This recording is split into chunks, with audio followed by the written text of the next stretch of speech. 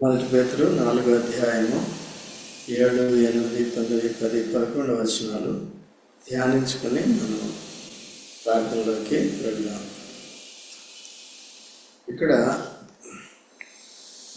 అయితే అన్నిటి అంతము సమీపమయ్యున్నది కాగా మీరు స్వస్థబుద్ధి కలువారై ప్రార్థనలు చేయుటకు మెలకువగా ఉండుడి. పేతురు ఏం చేస్తున్నాడంటే, ఈ లోకములో ఆగిపోతాయి. ఈ లోకమే యేసుక్రీస్తు ప్రభు యొక్క రెండవ రాకడతో ఈ లోకంలో మనుషుల యొక్క నటన, మనుషులు చేసే అన్నీ కూడా ఆగిపోతాయి. లేకపోతే విశ్వాసులు పడుతున్న పాటలు, లేకపోతే వారు పడుతున్న శ్రమలు, నిందలు, లేకపోతే ఆత్మీయంగా కొద్దిగా వెనుకంజ వేయటం, క్రీస్తులో నీరసెళ్ళిపోవటం, ఇవన్నీ కూడా జరుగుతాయి. అందుకనే పేతురు ఏం చేస్తున్నాడంటే, ఇక్కడ అందరినీ కూడా హెచ్చరిస్తున్నాడు, అందరికీ కూడా సూచన చేస్తున్నాడు. అన్నిటి అంతము సమీపమై ఉన్నది కనుక, యేసుక్రీస్తు ప్రభు రాబోతున్నాడు కనుక, తన రాజ్యాన్ని భూమి మీద స్థాపించబోతున్నాడు కనుక, రక్షణ పొందిన మీరంతా, క్రీస్తును అంగీకరించిన మీరంతా జాగ్రత్త కలిగి ఉండాలి. యేసుప్రభు రెండో రాకడలో తప్పిపోకూడదు. యేసుప్రభు మొదటి రాకడలో ఎవరైతే పాలు పంపులు కలిగి ఉంటారో, దాన్ని కొనసాగించుకుంటూ ఉంటారో, క్రీస్తులో ఉన్న విశ్వాసము, క్రీస్తులో ఉన్న విధేయత ఎవరైతే కొనసాగించుకుంటారో, తమకు దేవుడు విశ్వాసం ద్వారా ఇచ్చిన ఆ గొప్ప రక్షణను భయంతో వణుకుతో కొనసాగించుకుంటూ ఉంటారో వారు ఎత్తబడతారు. అందుకని ఇక్కడ ఏముందంటే, అన్నిటి అంతము సమీపమైనది కనుక మీరు స్వస్థ బుద్ధి కలవారు. స్వస్థ బుద్ధి అంటే అర్థం ఏంటంటే, అంతకుముందు మన బుద్ధి సరైనది కాదు. దీన్ని అర్థం చేసుకోవాలంటే, తప్పిపోయిన కుమారుడు తన తండ్రికి విరోధంగా మాట్లాడి తన ఆస్తిని తీసుకొని లోకాన్ని ప్రేమించి, లోకాన్ని స్నేహించి, తన శరీర ఇచ్చల కొరకు, మనసేచ్చల కొరకు ఆస్తిని తీసుకెళ్ళిన ఆస్తిని పాడు చేశాడు. ఎందుకు అవిధేయుడిగా ఉన్నాడు, ఎందుకు తిరుగుబాటు చేసిన వాడిగా ఉన్నాడు, ఎందుకు లోకంలోకి వెళ్ళిపోయిన వాడిగా ఉన్నాడు, ఎందుకు తండ్రి దగ్గర అన్నీ బాగున్నాయి కదా, ఎందుకు వెళ్ళిపోయాడంటే అతనికి దుర్బుద్ధి వచ్చింది, లేకపోతే రోగబుద్ధి వచ్చింది, కుళ్ళు బుద్ధి వచ్చింది. కనుక ఎప్పుడైతే పతనాల ద్వారా పాఠం నేర్చుకున్నాడో అప్పుడు స్వస్థ బుద్ధి అనేది వచ్చింది, మారు మనసు వచ్చింది, దీన మనసు వచ్చింది, తండ్రికి లోబడే తత్వం వచ్చింది. ఈ దినాల్లో మనం కూడా దేవుని బిడ్డలు అని చెప్పుకుంటూ దేవునికి లోబడని సందర్భాలు అనేకంగా ఉంటాయి. దిన ఆరంభం నుంచి దినం ముగించే వరకు కూడా ఉంటాయి. కనుక ఆ విధంగా అవిధేయులుగా ఉండటానికి వీల్లేదు. బైబిల్లో కూడా అనేక మంది దేవుని సేవకులని చెప్పుకుంటూ, లేకుంటే దేవుని ప్రజలని చెప్పుకుంటూ దేవుని మాటను ఉల్లంఘించిన వారు. ఎందుకు అట్లా చేశారంటే, వారికి స్వస్థ బుద్ధి లేదు. కనుక స్వస్థ బుద్ధి ఉంటేనే మనము దేవుని సేవించగలుగుతాం, దేవునికి విధేయత చూపించగలుగుతాం, దేవుని క్రియలు, దేవుడిచ్చిన పరిచర్యను జరిగించగలుగుతాం. దావీదు కూడా మొదటి సమయాలు 18వ అధ్యాయము 5వ వచనంలో ఉంటుంది, దావీదు సుబుద్ధి కలిగిన వాడు అని ఉంటుంది అన్నమాట. ఎందుకంటే సౌలు రాజు తను ఇబ్బంది పెడుతున్నప్పటికీ, చంపడానికి తరుముతున్నప్పటికీ, అనేకమైన కష్టతరమైన పనులు తనకు అప్పచెప్తున్నప్పటికీ కూడా తాను సుబుద్ధి కలిగి తాను ప్రవర్తిస్తూ వచ్చాడు. ఎప్పుడు కూడా తను ఎదిరించక, మూర్ఖుడైనప్పటికీ, తన ప్రాణాన్ని తీసివేయాలని తరుముతున్నప్పటికీ కూడా, తనకు విరోధంగా ఉంటున్నప్పటికీ కూడా సుబుద్ధి కలిగి జాగ్రత్తగా ఉన్నాడు.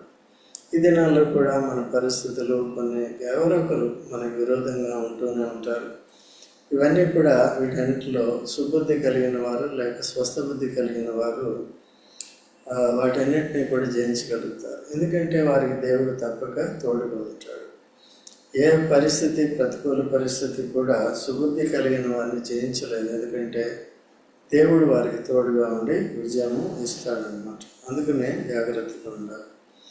తర్వాత ఏం చేయాలి? సుబుద్ధి కలగాలి, ప్రార్థనలు చేయటకు మెలకువగా ఉండాలి. ఇవన్నీ లేకుండా యేసుప్రభు రెండో రాకుండా అపేక్షించగా, లేక ఇక్కడ లోకంలో అంతమైతే పరలోకం ఆరంభం అవుతుంది, ఆ శాశ్వత ఆరంభం కొరకు మనం ఆశపడకుండా, దాని కొరకు స్వస్థ బుద్ధి కలిగిన వారుగా లేకుండా ఊరికే ప్రార్థనలు చేయటం ద్వారా ఉపయోగం లేదు. అయితే వీటన్నిటి కొరకు మనం ఏం చేయాలంటే ప్రార్థనలు చేయటకు మెలకువగా ఉండాలి. మెలకువగా ఉండటం అంటే అర్థం ఏంటంటే యేసుప్రభు రెండో రాకడలో లేకపోతే అంత్య దినాల్లో, ఆఖరి దినాల్లో జరిగే సంగతులన్నింటినీ కూడా ఒక పక్కన గమనిస్తూ ఉండాలి.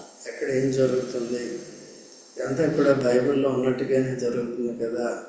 కాబట్టి ఈ సూచనలు మనం చూసినప్పుడు క్రీస్తు రాకడ సమీపం కదా అని జాగ్రత్తగా ఉండాలి. కేవలం ఇవి ఉన్నాయనే కాదు, కానీ మన బాధ్యత యేసుప్రభుని అంగీకరించిన తర్వాత తప్పిపోయిన కుమారుడు స్వస్థబుద్ధి పొంది సుబుద్ధి పొంది తండ్రికి లోబడుతూ ఉన్నాడు. ఎప్పుడైతే దేని మనసు వచ్చింది, ఇంకా నేను కుమారుని కాదు కూలివాడినిగా ఉంటానన్నవాడు అయితే తండ్రి కనికరం కలిగిన వాడు కనుక కుమారుడిగానే చేర్చుకున్నాడు. కోల్పోయిన స్థితి అంటే అంతటిని కూడా తిరిగి ఇచ్చాడు. కనుక స్వస్థబుద్ధి కలిగి జాగ్రత్తగా మనం ఉండాలి. యేసుప్రభు రెండో రాకడలో కూడా మనల్ని కూడా అట్లాగే కనపరుస్తాడు. తండ్రి సుబుద్ధి కలిగిన లేకపోతే స్వస్థబుద్ధి కలిగిన తిరిగి వచ్చిన చిన్న కుమారుణ్ణి ఏ విధంగా గణపరుస్తూ వచ్చాడో అలాగే యేసుప్రభు రెండో రాకడలో మనల్ని కూడా గణపరుస్తాడు. బలా మంచి దాసులారా దాసీలారా అని కూడా గణపరుస్తూ ఉంటాడు. కనుక ఆ విధంగా జాగ్రత్తగా ఉండాలి. ఆత్మీయ జీవితాన్ని ఎక్కడ కూడా నష్టపరచుకోకూడదు. తర్వాత 8వ వచనంలో ప్రేమ అనేక పాపములను కప్పను కనుక అన్నిటికంటే ముఖ్యంగా ఒకనేళ్ళొకడు మికుటమైన ప్రేమ గలవారై ఉండడు. సంఘంలో కానీ ఇంట్లో కానీ ఏమవుతాయంటే ఒకరికి విరోధంగా ఒకరు ఆయాస పెడుతూ ఉంటారు, లేకపోతే అభ్యంతరకరంగా ఉంటాయి. కొన్నిసార్లు ఏంటంటే మనం అర్థం చేసుకోక, కొన్నిసార్లు వాళ్ళు చెప్పేవాళ్ళు కూడా ట్రీట్ చేసేవాళ్ళు కూడా వాళ్ళు సుబుద్ధిని కోల్పోయిన వారు కూడా ఉంటారు. అయితే వీటన్నిటికీ ఏంటంటే ప్రేమ కలిగి ఉండాలి. ప్రేమ ఏం చేస్తుందంటే దేవుడికి ప్రేమ ఉంది కాబట్టి, లేక యేసుప్రభుకి ప్రేమ ఉంది కాబట్టి ఆయన మన పాపాలన్నింటినీ కప్పివేశాడు అంటే అర్థం ఏంటంటే ఇంక జ్ఞాపకం చేసుకోడు. పడమటికి తూర్పు ఎంత దూరమో అంత దూరపరిచాడు. అంటే ఇంకా తాను జ్ఞాపకం చేసుకోడు, మనం కూడా జ్ఞాపకం చేసుకోవాల్సిన పని లేదు. ఎందుకంటే తన ప్రేమ చేత మన ప్రాణాన్ని పెట్టి మన యొక్క పాపాలన్నింటినీ కప్పివేశాడు. సో కనుక మనం కూడా ఈ అభ్యాసం చేయాలి. ఇతరులు మనకి చేస్తూ ఉంటారు, అయితే వారి మారుమనసు కొరకు ప్రార్థన చేయాలి. ఆ విధంగా వారి మారుమనసు కొరకు వారు ఏ విధంగా ఇబ్బంది పెడుతున్నారో, అది వారి ఆత్మీయ జీవితానికి ఎంత నష్టం తెస్తుందో వీటన్నిటిని గమనించి మనం ఎప్పుడు కూడా వారి కొరకు కూడా ప్రార్థన చేయాలి. అయితే వారు చేసే క్రియల్ని ఓర్పుతో కొద్దిగా భరించే వారుగా ఉండాలి. ప్రేమ కలిగిన వారు మాత్రం అలా చేయగలరు, లేని వారు అట్లా దాన్ని భరించలేని పరిస్థితులు ఉంటారు. కనుక ఆ ఓర్పు కూడా మనం కలిగి ఉండేటట్టుగా ఆ పరిస్థితులన్నింటిలో కూడా దేవుడు సాయం చేయాలని మనం ఎప్పుడు కూడా ప్రార్థన చేయాలి. 9వ వచనంలో సణుగు కొనకుండా ఒకరికి ఒకడు ఆతిథ్యము చేయడు. ఆతిథ్యం చేసినప్పుడు సణుగుకోవద్దు అన్నమాట. కాబట్టి సణుగుకోకుండా ఒకరికొకరు ఏం చేయాలి? ఆతిథ్యం చేయాలి. కనుక రెండోది ఆతిథ్యం అంటే ఏంటి?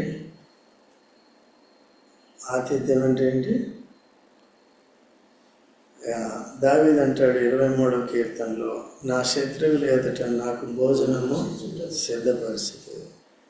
కాబట్టి మిత్రులే కాకుండా శత్రులే. ఈనాడు సెలబ్రేషన్ చేసుకుంటాం. ఎవరు చేసుకుంటారు?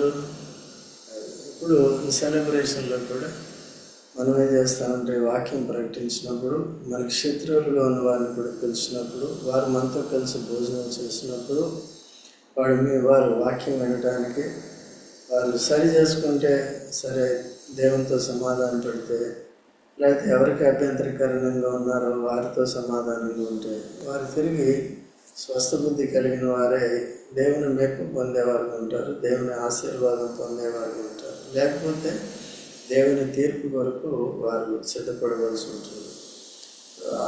ఆ పరిస్థితిలో మనం కూడా ఉండకూడదు.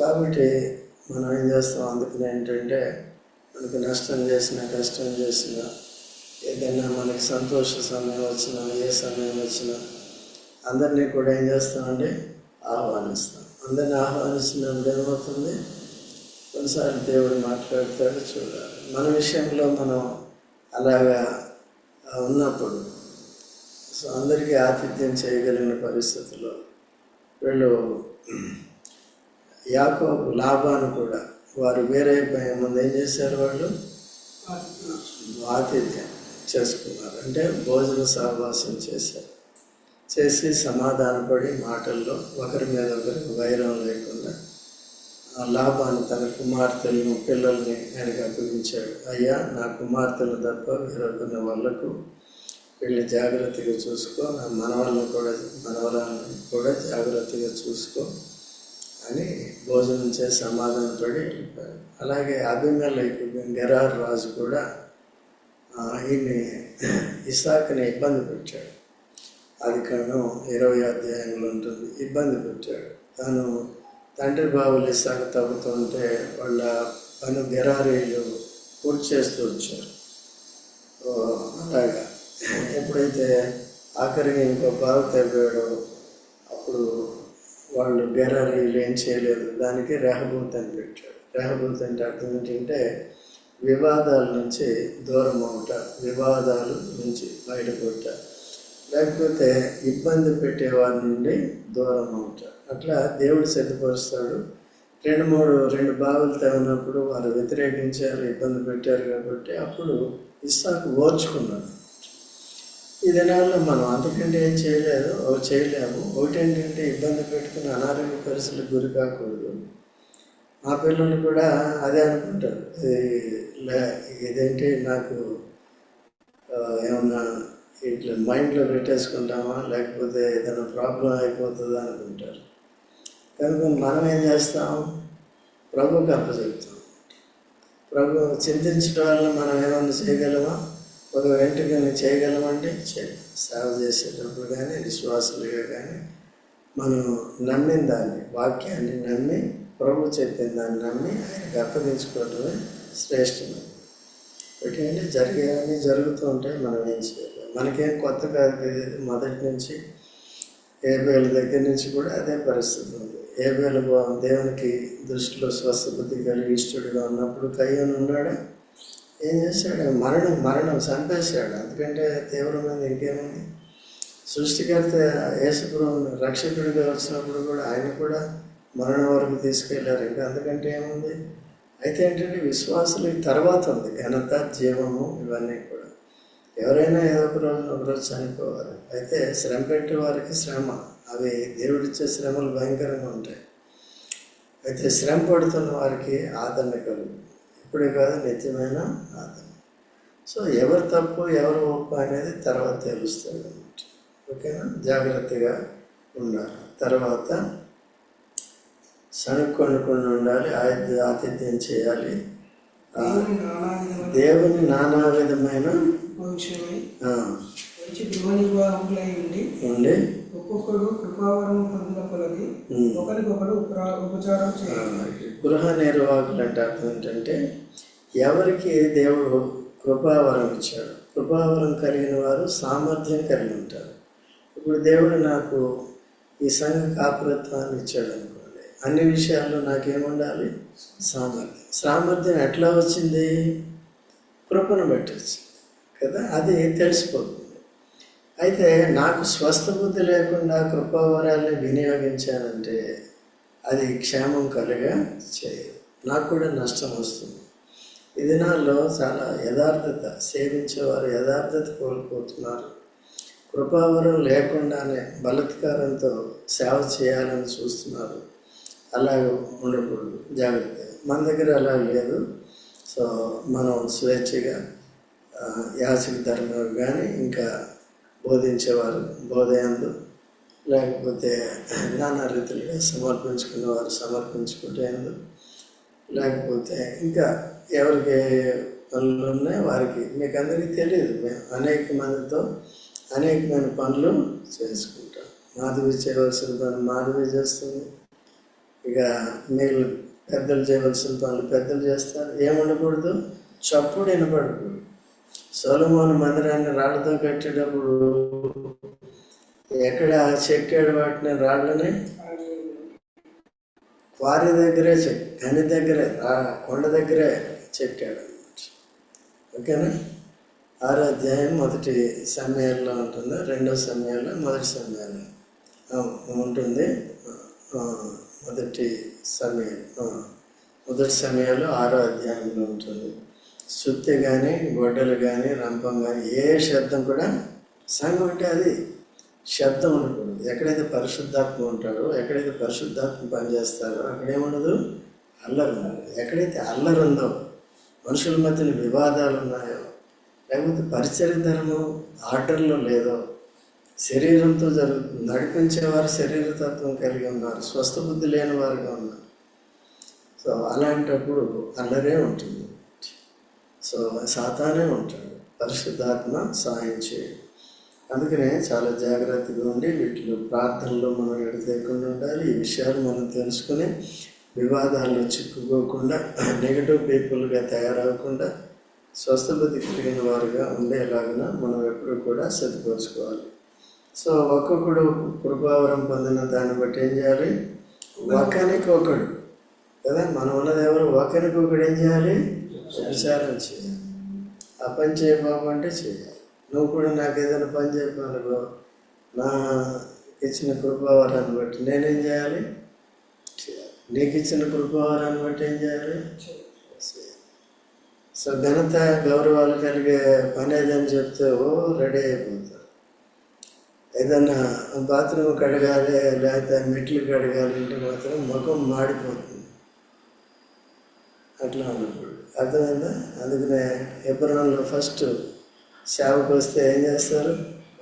బాత్రూమ్ 40-50 బాత్రూమ్ ఉంటే కడగాలి. ఓకే అండి. తర్వాత పెద్ద సేవకుల దగ్గర సేవకులుగా పెడతారు. వాళ్ళు కూడా అన్నీ కూడా చేయవలసి ఉంటుంది. మోషేకి యెహోషువ ఇట్లా చేశాడు. మోషే పరిచారకుడు ఎవరండి? యెహోషువ. తర్వాత ఆ ఘనత ఎవరికి వచ్చింది? యెహోషువకు వచ్చింది. చూసారా? మోషే ద్వారా ఇశ్రాయేల్ ప్రజలు ఐగుప్తు నుంచి విడిపించబడ్డారు. యొర్దాన్ని దాటించి యుద్ధాలు చేయించి కనానుని ఇశ్రాయేల్ గోత్రాలందరికీ కూడా స్వాస్థ్యంగా పంచిపెట్టింది ఎవరు? ఓకే. అట్లా యేసు ప్రభు కూడా మన కొరకు ప్రాణం పెట్టి రక్షణ సిద్ధం చేశాడు. రక్షింపబడ్డాం. ఇప్పుడు మనల్ని దాటించేది ఎవరు? నడిపించేది ఎవరు? పరలోకం కొరకు సిద్ధపరిచేది పరిశుద్ధాత్మ. వాక్యం ద్వారా, సంఘం ద్వారా ఆ రీతిగా సిద్ధపడుతుంది. కాబట్టి 11వ వచనంలో ఒకడు బోధించిన యెడల దేవోక్తులను నేను నాకు ఎంత ప్రత్యక్షత వచ్చిందో తెలుసా, నేను ఎంత కష్టపడ్డానో తెలుసా, ఈ బోధ కొరకు సిద్ధపడటానికి నాకు 1 వారం రోజులు పట్టింది, మోకాళ్ళ మీద ఉండి ఇది చేశాను అది చేశాను అని చెప్పుకుంటారు. అంత అవసరం లేదు. కృపావరం అంటే ఇప్పుడు మనం అట్లా చెప్తున్నామా, ఎప్పటికప్పుడు తీసుకుంటే దేవుడే దాన్ని ఏం చేస్తాడు? అట్లా సిద్ధపడితే ఏమవుతుందంటే దీంట్లో ఉన్నది వదిలేసి ఎక్కడికెక్కడికో వెళ్ళిపోతుంది. ఈ పాయింట్లు అంటారు, ఆ పాయింట్లు అంటారు, గుర్తుండదు. అసలు దీంట్లో ఉన్నది ఏంటి, సందర్భం ఏంటి, ఏ ఉద్దేశంతో చెప్పాడో అది మిస్ అయిపోతూ ఉంటారు. ఈ దినాల్లో అలాగే అయిపోతుంది కదండి. కనుక జాగ్రత్తగా ఉండాలి. ఏదైనా సరే క్షేమాభివృద్ధి కలుగజేసేటట్టుగా చూడాలి. మనుషులు ఘనత కాదు కానీ ఇది దేవుని వల్ల పొందింది. అందుకని అపోస్తలుడు పౌలు ఏమంటాడంటే ఈవెన్ బర్లకు కూడా చూడండి, 1 కొరింథీ 11వ అధ్యాయం 23వ వచనం చదవండి. 22-23 చదవండి. ఇదేమి ఇదేమే అన్నపానములు పుచ్చుకొనుటకు మీకు ఇండ్లు లేవా? లేవా? దేవుని సంఘమును తిరస్కరించి పేదలను సిగ్గుపరచుదురా? ఉమ్. మీతో ఏమి చెప్పుదును? దీనిని గూర్చి మిమ్మును మెచ్చుదునా? మెచ్చను. నేను మీకు అప్పగించిన దానిని ప్రభు వలన పొంది తిని చూసారా? నేను మీకు అప్పగించిన దాన్ని, మీరు చేయమని చెప్పిన దాన్ని ఎవరి వలన పొందితిని?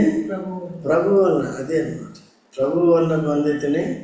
ఆ తర్వాత 15వ అధ్యాయం 1 కొరింథీ 15వ అధ్యాయం 1 వచనం చదవమ్మా. మరియు సహోదరులారా, నేను మీకు ప్రకటించిన సువార్తను మీకు తెలియపరచుచున్నాను. మీరు దానిని అంగీకరించితిరి, దాని అందే నిలిచి ఉన్నారు. మీ విశ్వాసము వ్యర్థమైతేనే గాని నేను ఏ ఉపదేశ రూపముగా సువార్త మీకు ప్రకటించి తినో ఆ ఉపదేశమును మీరు గట్టిగా పట్టుకొని ఉన్న ఎడల ఆ సువార్త వలననే మీరు రక్షణ పొందువారై ఉందురు. నాకు ఇయ్యబడిన ఉపదేశమును నాకు ఇయ్యబడిన ఉపదేశం. ఎప్పుడు కూడా ఇది నేను ఎంతో ప్రయాసపడి ఈ జ్ఞానాన్ని సంపాదించుకున్నాను, ఈ ప్రత్యక్ష తెచ్చుకున్నానని చెప్పట్లేదు పౌలు ఎప్పుడు కూడా. ఇది నిజమైన సేవకులు. ఈ దినాల్లో అరుదుగా ఉంటుంది అది, కాబట్టి మనుషులను చూపించుకోవడానికి ఎక్కువ ఉంది కనుక ఆ విధంగా మనుషులు కూడా ఈజీగా ఏం చేస్తున్నారంటే వీటికి ఈ పై చూపించే బోధలకు ఏమవుతున్నారు? పరిశుద్ధాత్మ నేర్పించే పాఠాలు వెనుక, ఎందుకంటే దీని ద్వారా మారుమనసు పొందాలి, స్వస్థ బుద్ధి పొందాలి. అది లేకుండా శరీరతత్వమే ఆత్మీయంగా మానసికంగా కొన్ని మాటలు నేర్చుకోవాలి, వెళ్ళిపోవాలి.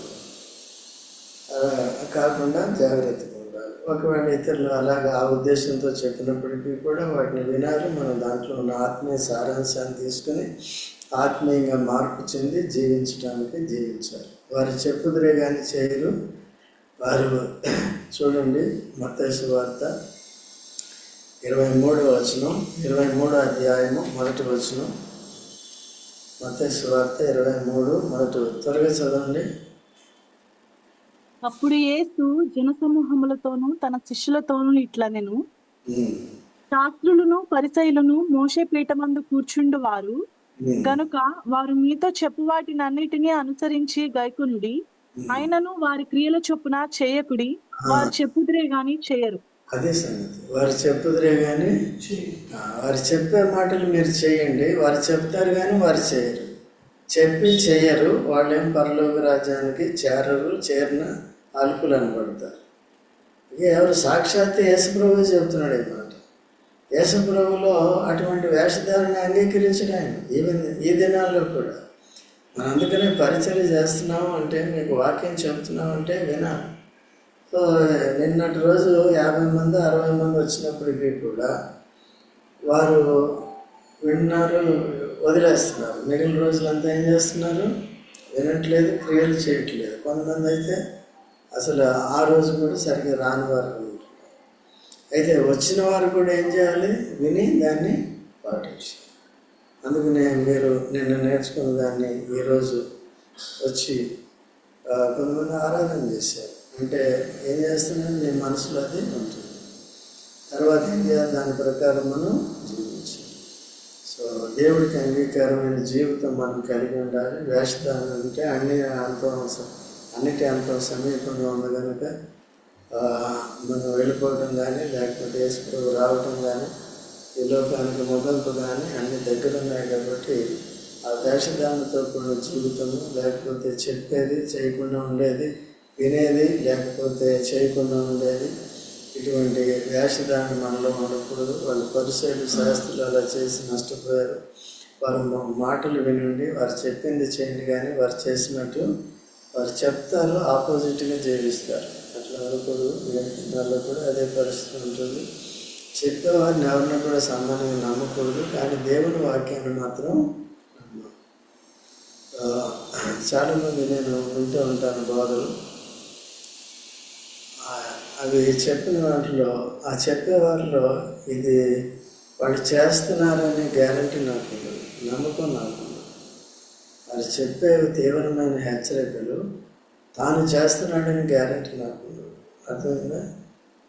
ఒకవేళ కొన్ని చెప్తారు, అది మోయశక్యం కానీ భారాలు పెడుతూ ఉంటారు. అది అతనికే సాధ్యం కాదు, దాని ఇంటి వారికే సాధ్యం కాదు.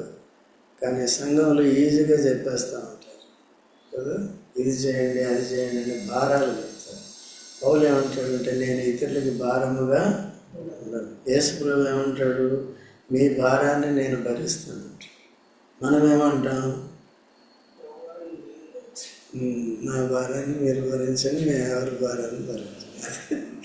అది మీ తెలివి కదండి. మన తెలివ మీ తెలివ అందరి తెలివి అట్లా ఉండకూడదు. స్వస్థ బుద్ధి కలిగిన వారు ఈ వేషాలన్నీ కూడా లేకుండా చూసుకోవాలి. బోధించేవారు ఏం చేయాలండి, దేవోక్తులు బోధించినట్టు దేవుడి మొన్న పొందింది మీకు ఇస్తున్నాను. అది కూడా చెప్పుకునే అవసరం లేదు, ఎందుకు తెలిసిపోతుంది వినేవారికి.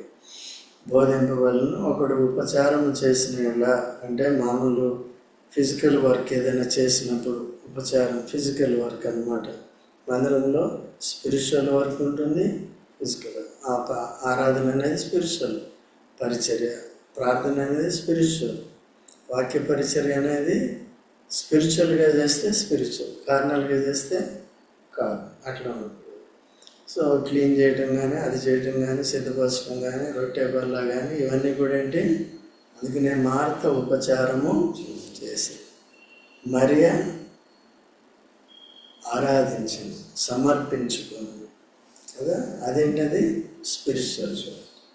సో ఏది ముఖ్యం, రెండు ముఖ్యం. బాగా చెప్పారు. లాజరు కూర్చున్నాడు, ఎవరితో సహవాసం కూడా ఉండొచ్చు. దాని అర్థం ఏంటి, ఇప్పుడు విభేదాలు లేవు. లాజర్కి యేసుప్రభు మీద ఏ అభిప్రాయం లేదు, మంచి అభిప్రాయం ఉంది. ఆయన జీవాధిపతిని నమ్మాడు, నన్ను తిరిగి లేపిన వాడిని నమ్మాడు. పూర్తిగా దైవత్వాన్ని చూశాడు, నమ్మాడు. ఓకే, మిగిలిన వారందరూ కూడా చూశారు. అలాగా మనం కూడా అర్థం చేసుకుని జాగ్రత్తగా ఉండాలి. తర్వాత ఉపచారం చేసిన దేవుడు అనుగ్రహించు సామర్థ్యం ఉంది చేయాలి. బలత్కారంతో అవసరం లేదు. సిద్ధ మనసు కలిగి ఉండాలి. నేను చేస్తాను, ఎప్పుడు చెప్తాడా అనేది చూడాలి. నేను కూడా అలాగే చూసేవాళ్ళం. దేవుళ్ళ ఎప్పుడు ఏం చెప్తారా అనేది చూసేది. ఏది చెప్పినప్పటికీ కూడా చేయాలి, పైన ఉన్నవాళ్ళు పెద్దవాళ్ళు. ఇందువలన దేవుడు అన్నిటిలోనూ యేసుక్రీస్తు ద్వారా మహిమపరచబడు. అలా చేసినప్పుడు అన్నిటి ద్వారా ఏమవుతుందండి, పరిచర్య ద్వారా దేవునికి ఏం కలుగుతుంది, ఎప్పుడైతే మహిమ దానికి పరిచర్య ద్వారా, మన సహవాసం ద్వారా, మన కృపావరాల ద్వారా కలిగిందో అప్పుడు మనకి క్షేమం అనేది కలుగుతుంది. లేకపోతే అట్లా మోసే పరిచర్య సరైన విధానంలో చేశాడు, ప్రజల క్షేమం కొరకు, దేవుని మహిమ కొరకు చేశాడు. మధ్యలో కోరవ లాంటి వాళ్ళు చేశారు, బలత్కారంతో పరిచర్యను లాక్కోవాలని చూశారు, వారంతా నాశనం చూశారు. ఎందుకంటే దేవుని మహిమ పరచలేరు వారు. అందుకని మీరందరూ కూడా కామ్గా ఉంటున్నారు. మన దగ్గరికి ఏ స్థానిక సంఘాలు చూసినప్పటికీ ప్రతి చోట విభేదాలు, గొడవలు, ఇవన్నీ అపవిత్రత ఏమీ కూడా లేదు. సో ఇక్కడైతే వివాదం లేకుండా వస్తున్నారు. అందుకనే మనకి చిన్న సంఘం అయినప్పటికీ కూడా పెద్దవాళ్ళు ఇక్కడికి రావడానికి ఇష్టపడతారు. వాళ్ళే రాయించుకునే ఇబ్బందులు, నేను అక్కడికి వెళ్తాను, నేను వచ్చిన కూడా కరీంనగర్ వేస్తే లేదని నేను హౌసింగ్ బోర్డు వెళ్తాను అనేది చెప్పారు. సో అలాగా ఉంటాయన్నమాట. కాబట్టి అంటే ఇది గొప్పతనం కాదు, కానీ అది మనం మెయింటైన్ చేసుకోవాలని చెప్తుంది. మెయింటైన్ చేసుకోవాలి. కాబట్టి నాయకత్వం మీద కూడా ఆధారపడుతుంది. నాయకత్వం పోతే అది మళ్ళీ కష్టమవుతుంది. ఇందువలన దేవుడు అన్నిటిలోనూ యేసుక్రీస్తు ద్వారా మహిమపరచబడను. యుగయుగములు మహిమయు ప్రభావమును ఆయన పొందును గాక. ఆమేనని చెప్పిన మనము ఆయన మహిమ కొరకే ఏది చేసినా నేను చేస్తానని మనం తీర్మానం చేసుకోవాలి. ప్రార్థనలకు వెళ్దాం.